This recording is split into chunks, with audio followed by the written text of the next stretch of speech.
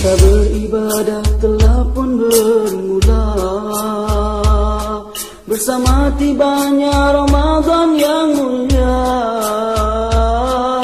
Rahmat Allah melimpah untuk semua hambanya, nikmat Allah mengalir mencurah-curah. Meriahkan Ramadan ini dengan beribadah, tingkatkan amal dan mujahadah. Banyakkanlah berzikir dan baca Al-Quran, muhasabah dan sucikan hati. Seluruh anggota kita semua ada peranannya, perlu dijaga di setiap tindakan. Hati yang telah bersih dan berakhlak mulia, di sisi Allah tinggi nilainya.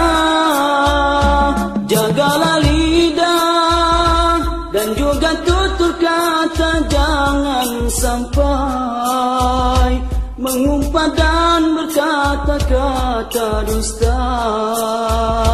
Pelihara mata dan kawal telinga, agar berbuat yang diredai Allah. Langkahkan kaki menuju kebaikan, jangan melangkah ke arah kejahatan dan maksiat. Jika terhumban ke kancah kehinaan, di dunia lagi beroleh pembalasan. Pesta beribadah telah pun bermula, bersama tibanya Ramadan yang mulia. Rahmat Allah melimpah untuk semua hambanya, nikmat Allah mengalir mencurah-curah. Meriahkan Ramadan ini dengan beribadah, tingkatkan amal dan mujahadah. Banyakkanlah berzikir dan baca Al-Quran, muhasabah dan sucikan hati.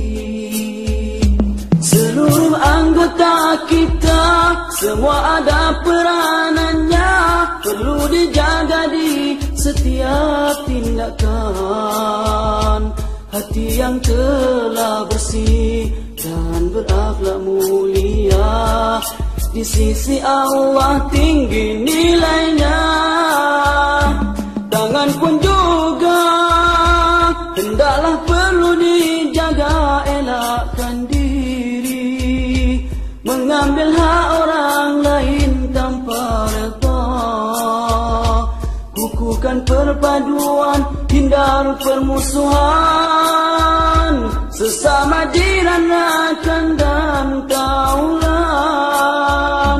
Jadikanlah Ramadan gelanggang untuk beribadah, bukan sekadar berlapar dan dahaga.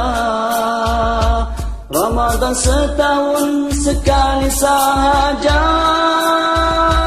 rebutlah peluang, jangan ketinggalan. Meriahkan Ramadan ini dengan beribadah, tingkatkan amal dan mujahadah. Banyakkanlah berzikir dan baca Al-Quran, muhasabah dan sucikan hati.